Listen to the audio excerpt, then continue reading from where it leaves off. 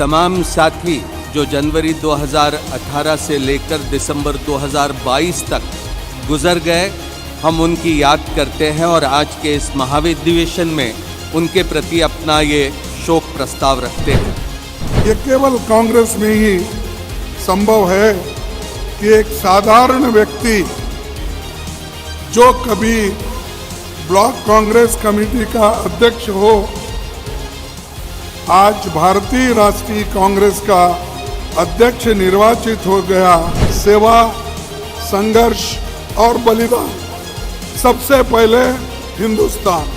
हम भारत की सुरक्षा को लेकर एक हैं, हम भारत की सेनाओं के साथ खड़े हैं, पर एक और हमारी सेनाओं की बहादुरी है और दूसरी ओर सरकार की विफलता है। और चाइना उधर घुस गया है, कुछ नहीं हुआ, ये हमारे प्राइम मिनिस्टर बोल रहे हैं, उसी तरह फॉरेन मिनिस्टर भी बोल रहे हैं। लहरों से डरकर नौका पार नहीं होती, कोशिश करने वालों की हार नहीं होती।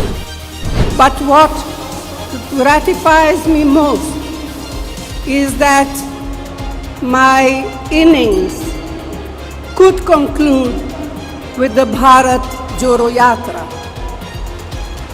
The Yatra has come as a turning point.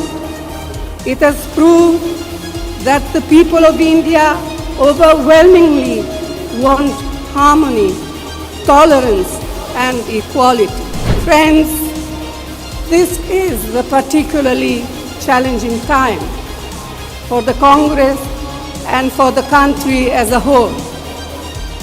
Prime Minister Modi and the BJP RSS regime has relentlessly captured and subverted every single institution. My experience, as well as the rich history of the Congress, tells me that victory will be ours. To achieve it under Khargeji's leadership, we must tackle the regime with boldness and vigor. ये ऐसे समय में महाधिवेशन हो रहा है जब हमारे पड़ोसी देशों के साथ हमारे संबंध ठीक नहीं है। नेहरू जी, इंदिरा जी के रास्ते से भटक गई है सरकार। उस समय में महाधिवेशन हो रहा है और हमारे लिए बहुत सौभाग्य की बात है। ये वीर नारायण सिंह जी की धरती, ये गुंडाधूर की धरती, ये माता कौशल्या और सबरी माता की धरती, और इसमें पूरे तमाम देश भर के अतिथियों का स्वागत करने का मुझे अवसर मिला है। तेरी फाइलों में गांव का मौसम गुलाबी है, ये आंकड़े हैं झूठे, ये दावे किताबी हैं। यही असलियत मोदी सरकार की है और आज वक्त आ गया एक नई सोच का, एक नई आशा का, एक नई उम्मीद का, जो भारत जोड़ों से जग रही है। It is the Congress Party in 1991 which ushered in an open, competitive and liberal economy. The seeds of a liberalized economy were sowed in 1984 under the Prime Ministership of Shri Rajiv Gandhi. Not many remember the election manifesto of the 1989 election and even more so of the 1991 election. The seeds of an open, competitive and liberal economy were sowed in those two manifestos. कोई मंदिर या मस्जिद में जाने से रोजगार के नए मौके नहीं बनेंगे। रोजगार के नए मौके बनेंगे अगर हमारी सोच और हमारी योजनाएं केवल रोजगार की तरफ हों। बीबीसी पर रोक लगती है और उसके बाद बीबीसी पर छापे डाले जाते हैं दिल्ली में और भारतवर्ष में, तो बाहर उसका प्रभाव क्या होगा, उसका कहीं ना कहीं फॉरेन पॉलिसी पे असर पड़ता है। हमें फ़ायदा हो जाए इस बात से, ये जिस तरह से पेश आते हैं, इनके कार्यकल्प जैसे हैं, उससे हमें फ़ायदा हो, लेकिन देश का नुकसान होता है और वो हम उस बात में अपने आप को प्रसन्न नहीं कर सकते कि हमारे देश का नुकसान हो रहा है। आज जब देश पर संकट के बादल हैं, घनघोर अंधियारा है और भारत जोड़ो यात्रा से उम्मीद की एक नई किरण निकली है, तो कांग्रेस का संविधान भी उसको प्रतिबिंबित करे। वैसे राहुल जी, आपकी जो दाढ़ी है ना, ये करोड़ों लोगों के संघर्ष की दास्तान इस दाढ़ी में दिखाई देती है, जो आपसे मिले थे भारत जोड़ो यात्रा के दौरान।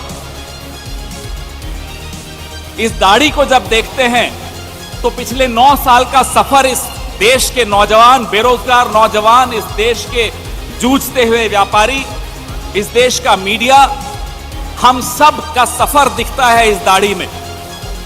हम देख रहे थे आप कैसे करोड़ों लोगों से मिलते थे, उनका दर्द सुनते थे, उनका दुख बांटते थे। बीएसएनएल के बारे में क्या कहा गया? बीएसएनएल के बारे में कहा गया, बीएसएनएल का मतलब होता है भाई साहब नहीं लगेगा। अरे भाई साहब नहीं लगेगा तो आप मुझे बताइए कि जियो धन धनाधन कैसे करेगा? यह सवाल आज इस देश के सामने खड़ा है। जब देश में नहीं होगा एयर इंडिया तो आप बताइए क्या करेंगे ज्योतिरादित्य सिंधिया? इस देश की जो भी प्रमुख 15 पार्टियां हैं, वो एक साथ मिलकर उच्चतम न्यायालय में याचिका करेंगी कि अगर आप बराबरी का उपयोग या जो बराबरी का व्यवहार नहीं करते हैं इस एजेंसीज के विषय में, तो वो हमारे संवैधानिक मूल ढांचे का उल्लंघन है, बेसिक स्ट्रक्चर का उल्लंघन है। लेकिन ये कांग्रेस नहीं, सभी पार्टी को कांग्रेस के नेतृत्व में एक साथ मिलकर याचिका करनी चाहिए। आज चर्चा देश में अमृतकाल की नहीं हो रही है और नहीं चाहिए हमें ऐसा अमृतकाल जहां पर देश में भुखमरी की रैंकिंग 121 देशों में 107वें नंबर पर हो।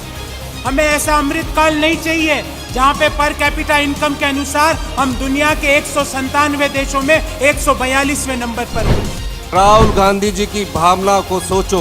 डॉक्टर मनमोहन सिंह जी ने उनसे कहा था आप आइए और आप प्रधानमंत्री की कुर्सी का पद संभालिए, तो उन्होंने कहा नहीं। जब सोनिया गांधी जी को दिल्ली के सेंट्रल हॉल में लाखों एमपी संसद सदस्य कह रहे थे कि आप उठिए, देश के प्रधानमंत्री की कमान संभालिए, लेकिन अगले दिन आकर उन्होंने बड़ी विनम्रता से कहा कि मैं इस देश के सभी सांसद सदस्यों का सम्मान करती हूं, मैं हिंदुस्तान के कांग्रेस कार्यकर्ताओं और आमजन की भावनाओं का सम्मान करती हूं, मैं इस प्रधानमंत्री के पद का त्याग करती हूं।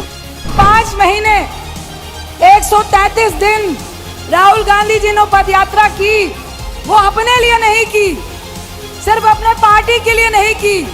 इस देश को आज जरूरत है कि लोग डरे हुए हैं। अफसोस की बात है कि आज भारत की विदेश नीति एक व्यक्ति की व्यापार के मुनाफे के लिए काम करती है। जब ऑस्ट्रेलिया में प्रधानमंत्री जाते हैं, जब इजराइल में प्रधानमंत्री जाते हैं, जब बांग्लादेश में प्रधानमंत्री जाते हैं, जब श्रीलंका में प्रधानमंत्री मोदी जी जाते हैं। जब 2014 में इन लोग ने बोलता था महंगाई को डयन बना के बिठाया, मैं कहना चाहता हूं उसी महंगाई डयन को आप लोग डार्लिंग बना के बेडरूम में बिठाने का काम किया बीजेपी वाले ने। भारतीय राष्ट्रीय कांग्रेस के संविधान में आखिरी बार संशोधन 17 नवंबर 2007 को हुआ था। अब हम 2023 में हैं। बहुत सारे नए प्रांतों का गठन हो गया, हमारी एआईसीसी की मेंबरशिप कई गुना बढ़ गई, राजनीतिक हालात बदल गए, प्रदेश देश की जनसंख्या बहुत मात्रा में बढ़ गई और कई नए यूनिट्स का गठन हो गया। श्रीमती अंबिका सोनी जी के नेतृत्व में लगभग छोटे और बड़े समेत कई कॉमा फुल स्टॉप्स भी हैं। 85 संशोधन हैं जो अनुमोदन के लिए इस 85वें महाअधिवेशन में रखे गए हैं।